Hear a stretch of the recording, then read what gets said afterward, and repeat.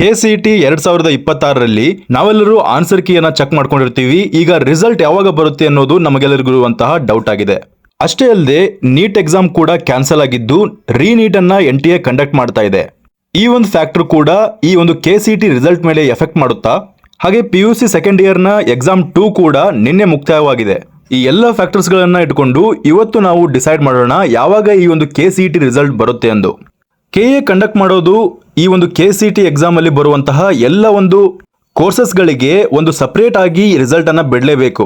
ಯಾಕೆ ಈ ರೀತಿ ಹೇಳ್ತಾ ಇದ್ದೀನಿ ಅಂದ್ರೆ ಈ NTA ಕಂಡಕ್ಟ್ ಮಾಡುವಂತಹ ನೀಟ್ ಎಕ್ಸಾಮ್ ಗಾಗಿ ವೇಟ್ ಮಾಡೋದಕ್ಕಾಗಲ್ಲ. ಅದಕ್ಕಿಂತ ಮುಂಚೆಯೇ veterinary, engineering, agriculture, D pharma, B pharma ಇನ್ನಿತರ ಕೋರ್ಸಸ್ ಗಳಿಗೆ ಈ ಒಂದು KCET ರಿಸಲ್ಟ್ ಅನ್ನ ಬಿಡಲೇಬೇಕಾಗುತ್ತೆ. ಆ ಒಂದು ರಿಸಲ್ಟ್ ಶೀಟ್ ಅಲ್ಲಿ ನೀಟ್ಗೆ ರಿಲೇಟ್ ಆಗಿರುವಂತಹ MBBS, BMS ಮತ್ತೆ BDS ಅನ್ನ ರ್ಯಾಂಕ್ ಅನ್ನ ಖಾಲಿ ಬಿಟ್ಟಿರ್ತಾರೆ. ಹೌದು, ಈ ನೀಟ್ ರಿಸಲ್ಟ್ ಬರೋದಕ್ಕಿಂತ ಮುಂಚೆ KCET ರಿಸಲ್ಟ್ ಅನ್ನ ಬಿಡಲೇಬೇಕು. ಆದ್ರೆ ಮುಖ್ಯವಾಗಿ ನೆನಪಿಟ್ಕೊಳ್ಬೇಕಾದದ್ದು ಏನಂದ್ರೆ ಈ ಕೌನ್ಸಿಲಿಂಗ್ ಪ್ರೊಸೆಸ್ ಅನ್ನೋದು ಇದೆಯಲ್ಲ, ಇದರ ಬಗ್ಗೆ ನಾನು ಡಿಸ್ಕಸ್ ಮಾಡಲಿದ್ದೇನೆ. ಕೆಲವೊಂದು ವರ್ಷಗಳಿಂದ KEA ಕಂಬೈನ್ಡ್ ಕೌನ್ಸಿಲಿಂಗ್ ಅನ್ನೋದು ಜಾರಿಗೆ ತಂದಿದೆ. ಕಂಬೈನ್ಡ್ ಕೌನ್ಸಿಲಿಂಗ್ ಅಂದ್ರೆ ಏನು? ಈ ನೀಟ್ ಮತ್ತೆ ಇಂಜಿನಿಯರಿಂಗ್ ಕೋರ್ಸಸ್ ಗಳಿಗೆ ಕಂಬೈನ್ಡ್ ಆಗಿ ಒಂದು ಕೌನ್ಸಿಲಿಂಗ್ ಅನ್ನ ನಡೆಸೋದು. ಯಾರಿಗೆ ಈಗ MBBS ಅಲ್ಲಿ ಆಸಕ್ತಿ ಇದೆಯೋ ಅವರು MBBS ಅನ್ನ ಮೊದಲಿಗೆ ಪ್ರಿಯಾರಿಟಿ ಕೊಡ್ತಾರೆ. ಅದೇ ರೀತಿಯಲ್ಲಿ ಇಂಜಿನಿಯರಿಂಗ್ ಕೋರ್ಸಸ್ ಗಳನ್ನ ಎರಡನೇ ಪ್ರಿಯಾರಿಟಿ ಕೊಡ್ತಾರೆ. ಅದೇ ರೀತಿಯಲ್ಲಿ ಕೆಲವೊಬ್ಬರಿಗೆ ಫಸ್ಟ್ ಪ್ರಿಯಾರಿಟಿ ಇಂಜಿನಿಯರಿಂಗ್ ಆಗಿದ್ದು ಸೆಕೆಂಡ್ ಪ್ರಿಯಾರಿಟಿ BDS ಆಗಿದ್ರೆ ಅಂತವರು ಕೂಡ ಆ ರೀತಿಯ ಪ್ರಿಯಾರಿಟಿಯನ್ನು ಕೊಡ್ತಾರೆ. ಮುಂಚೆ ಏನಾಗ್ತಾ ಇತ್ತು ಅಂದ್ರೆ ಈ ರೀತಿ ಕಂಬೈನ್ಡ್ ಕೌನ್ಸಿಲಿಂಗ್ ಮಾಡದೇ ಇದ್ದಾಗ ಇಲ್ಲಿ ಈಗ ಇಂಜಿನಿಯರಿಂಗ್ ಸೀಟ್ ಅನ್ನು ತೆಗೆದುಕೊಂಡಿರುವಂತಹ ವಿದ್ಯಾರ್ಥಿಗಳು ಮುಂದೆ MBBS ಸೀಟ್ ಸಿಕ್ಕಾಗ MBBS ಗೆ ಹೋಗಿ ಬಿಡ್ತಾ ಇದ್ರು. ಆದರೆ ಇಂಜಿನಿಯರಿಂಗ್ ಸೀಟ್ ಖಾಲಿ ಉಳಿತಾ ಇತ್ತು. ಅದರಿಂದ ಬಹಳಷ್ಟು ಸೀಟ್ಗಳು ಈ ರೀತಿಯಾಗಿ ಬಹಳಷ್ಟು ಸೀಟ್ಗಳು ಖಾಲಿ ಉಳ್ಕೊಂಡು ಹೋಗ್ತಾ ಇದ್ವು.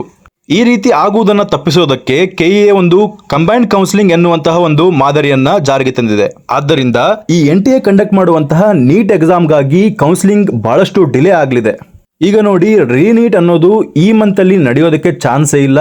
ನೆಕ್ಸ್ಟ್ ಮಂತ್ ಅಲ್ಲಿ ಕೂಡ ಒಂದು ವೀಕ್ ಅಲ್ಲಿ ಮಾತ್ರ ನಡೆಯುವಂತ ಚಾನ್ಸಸ್ ಇದೆ. ಯಾಕೆಂದರೆ ಸಹಜವಾಗಿ NTA ಕಂಡಕ್ಟ್ ಮಾಡುವಂತಹ ನೀಟ್ ಎಕ್ಸಾಮ್ ಸಂಡೇ ಇರುತ್ತದೆ. ಆದ್ರಿಂದ ಒಂದು ವೀಕ್ ಅಲ್ಲಿ ಸಂಡೇ ಕನ್ಸಿಡರ್ ಮಾಡಿದ್ರೆ ಆ ಸಂಡೇ ನಡೀಬಹುದು. ಇಲ್ಲ ಅಂದ್ರೆ ಜುಲೈಗೆ ಅದು ಶಿಫ್ಟ್ ಆಗ್ಬೋದು. ಜೂನ್ 14 ಅಥವಾ 21 ಅಥವಾ ಜುಲೈ 5ನೇ ತಾರೀಕು ಈ ನೀಟ್ ಎಕ್ಸಾಮ್ ಕಂಡಕ್ಟ್ ಆಗ್ಬೋದಂತ ಬಹಳಷ್ಟು ಗೆಸಸ್ಗಳಿದಾವೆ. ಈ ನೀಟ್ ರಿಸಲ್ಟ್ ಡಿಲೇ ಆಗೋದ್ರಿಂದ ಅಷ್ಟೇ ಅಲ್ಲದೆ ಈ ಒಂದು ನೀಟ್ ಎಕ್ಸಾಮ್ ಆದ್ಮೇಲೆ ಅಪ್ರಾಕ್ಸಿಮೇಟ್ಲಿ 2 ವೀಕ್ಸ್ ಅಥವಾ 3 ವೀಕ್ಸ್ ತೆಗೆದುಕೊಳ್ಳುತ್ತೆ ಈ ಒಂದು ನೀಟ್ ರಿಸಲ್ಟ್ ಬಿಡೋದಕ್ಕೆ. ಅಷ್ಟರಲ್ಲಿ ನಿಮ್ಮ KCET ರಿಸಲ್ಟ್ ನಿಮ್ಮ ಕೈಯಲ್ಲಿರುತ್ತೆ. ಆದರೆ ನೀಟ್ಗಾಗಿ ನೀವು ವೇಟ್ ಮಾಡ್ತಾ ಇರ್ತೀರಿ.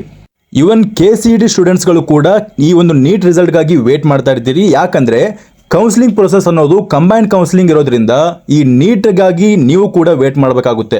ಆಸ್ ಪರ್ ಪ್ರೀವಿಯಸ್ ಇಯರ್ ನ ಡಾಟಾನ ಅನಾಲಿಸಿಸ್ ಮಾಡಿದ್ರೆ ಕಂಬೈನ್ಡ್ ಕೌನ್ಸಿಲಿಂಗ್ ಅನ್ನ ಖಂಡಿತವಾಗಿ ಮಾಡೇ ಮಾಡ್ತಾರೆ ಈ ವರ್ಷವೂ ಕೂಡ. ಅಥವಾ ಆಲ್ಟರ್ನೇಟಿವ್ ಆಗಿ ಏನಾದರೂ ಹೊಸದಾಗಿ ಮಾರ್ಗಸೂಚಿಯನ್ನ ಬಿಡುಗಡೆ ಮಾಡ್ತಾರೋ ಅನ್ನೋದನ್ನ ಕೂಡ ನಾವು ಕಾಯ್ದು ನೋಡಬೇಕಾಗುತ್ತೆ. ಯಾಕಂದ್ರೆ VTU ಕೂಡ ಈ ಯೂನಿವರ್ಸಿಟಿ ಇದೆಯಲ್ಲ, ಇಂಜಿನಿಯರಿಂಗ್ ಯೂನಿವರ್ಸಿಟಿಗಳು, ಅವುಗಳು ಕೂಡ ಬಹಳಷ್ಟು ಡಿಲೇಯನ್ನ ಮಾಡೋದಿಲ್ಲ. ಯಾಕಂದ್ರೆ ಈಗ ಆಲ್ರೆಡಿ ಬೇರೆಯವ್ರ ಸಲುವಾಗಿ MBBS ಸಲುವಾಗಿ ನಾವೇ ಡಿಲೇ ಮಾಡಬೇಕು ಅಂತ ಆ ಯೂನಿವರ್ಸಿಟಿಗಳು ಕೇಳ್ತವೆ. MBBS ಕೋರ್ಸ್ನ ಡಿಲೇಯಿಂದಾಗಿ ಎಲ್ಲ ಕೋರ್ಸಸ್ಗಳು ವೇಟ್ ಮಾಡೋದಕ್ಕೂ ಕೂಡ ಆಗಲ್ಲ. ಅದಕ್ಕಾಗಿ ಈ ಒಂದು KEA ಯಾವ ಹೊಸ ಮಾರ್ಗಸೂಚಿಗಳನ್ನು ರಿಲೀಸ್ ಮಾಡ್ತದೆ ಎಂಬುದನ್ನು ಕೂಡ ನಾವು ಕಾಯ್ದು ನೋಡಬೇಕಾಗಿದೆ. ಇಷ್ಟು ದಿನಗಳಲ್ಲಿ ಈ KCET ರಿಸಲ್ಟ್ ಬರಬೇಕಾಗಿತ್ತು. ಆದರೆ ಯಾಕೆ ಬಂದಿರಲಿಲ್ಲ ಅಂದ್ರೆ ಈ ಒಂದು PUC ಸೆಕೆಂಡ್ ಎಕ್ಸಾಮ್ ಇದೆಯಲ್ಲ, PUC ಸೆಕೆಂಡ್ ನ ಎಕ್ಸಾಮ್ 2 ಇದೆಯಲ್ಲ, ಇದರ ರಿಸಲ್ಟ್ ಕೂಡ ಇನ್ನೂ ಬಂದಿರಲಿಲ್ಲ. ಅವು ಎರಡರಲ್ಲಿ ಯಾವುದು ಅತ್ಯುತ್ತಮವಾಗಿರುವಂತಹ ಮಾರ್ಕ್ಸ್ ಇರ್ತದೆಯೋ ಅದನ್ನ KCET ಒಂದಿಗೆ ಜೋಡಣೆ ಮಾಡಿ ಆ ಒಂದು ಬೇಸ್ ಮೇಲೆ ನಿಮಗೆ ಅಲಾಟ್ಮೆಂಟ್ ನಡೆಯುತ್ತೆ. ಆದ್ರಿಂದ ಈ ಒಂದು ಎಕ್ಸಾಮ್ ಮುಗಿಯೋ ತನಕ ವೇಟ್ ಮಾಡ್ತಾ ಇದ್ರು. ಈ ಎಕ್ಸಾಮ್ ನ ರಿಸಲ್ಟ್ ಬಂದ ಮೇಲೆ ಈ KCET ರಿಸಲ್ಟ್ ಅನ್ನ ಬಿಡುವಂತ ಸಾಧ್ಯತೆ ಇರುತ್ತೆ. ಒಟ್ಟಾರೆಯಾಗಿ ನೋಡೋದಾದ್ರೆ ಈ ವರ್ಷದಲ್ಲಿ ಪ್ರೀವಿಯಸ್ ಇಯರ್ಗೆ ಕಂಪೇರ್ ಮಾಡಿದ್ರೆ ಕೌನ್ಸಿಲಿಂಗ್ ಸ್ವಲ್ಪ ಡಿಲೇ ಆಗಲಿದೆ.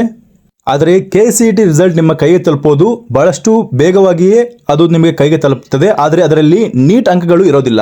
ನೀಟ್ ರಿಸಲ್ಟ್ ಬಿಟ್ಟ ಮೇಲೆ ಮತ್ತೆ ನಿಮಗೆ ನೀಟನ್ನು ಲಿಂಕ್ ಮಾಡ್ಕೊಳ್ಳೋದಕ್ಕೆ ಬಿಡ್ತಾರೆ. ಆ ಲಿಂಕನ್ನು ಮಾಡ್ಕೊಂಡ ಮೇಲೆ ಮತ್ತೆ ನಿಮ್ಮ ಒಂದು ವೆರಿಫಿಕೇಶನ್ ಸ್ಲಿಪ್ಪನ್ನು ಡೌನ್ಲೋಡ್ ಮಾಡಿಕೊಂಡಾಗ ಅದರಲ್ಲಿ ನೀಟ್ ಅಂಕಗಳು ಕೂಡ ಇರುತ್ತೆ.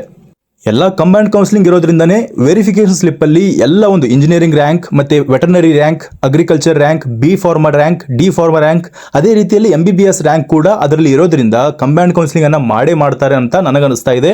ಇದನ್ನ ಕಾಯ್ದು ನೋಡಬೇಕಾಗಿದೆ ಈ ಒಂದು KEA ಯಾವ ಡಿಸಿಷನ್ ಅನ್ನು ತೆಗೆದುಕೊಳ್ಳುತ್ತೆ ಅನ್ನೋದನ್ನ. ರಿಸಲ್ಟ್ ಮಾತ್ರ ಆ ಒಂದು ಟೈಮ್ಗೆ ಬರುತ್ತೆ, ಆದರೆ ಕೌನ್ಸಿಲಿಂಗ್ ಡಿಲೇ ಆಗುವುದು ಬಹಳಷ್ಟು ಖಚಿತವಾಗಿದೆ. ಇದಿಷ್ಟಾಗಿತ್ತು ಈವರೆಗಿನ ಮಾಹಿತಿ. ಈ ಮಾಹಿತಿ ನಿಮಗೆ ಇಷ್ಟವಾಗಿದ್ದರೆ ಚಾನೆಲ್ ಅನ್ನು ಸಬ್ಸ್ಕ್ರೈಬ್ ಮಾಡ್ಕೊಳ್ಳಿ. ಹಾಗೆ ನಿಮ್ಮ ಫ್ರೆಂಡ್ಸ್ಗಳಿಗೂ ಈ ವಿಷಯವನ್ನು ಶೇರ್ ಮಾಡಿ. ಧನ್ಯವಾದಗಳು.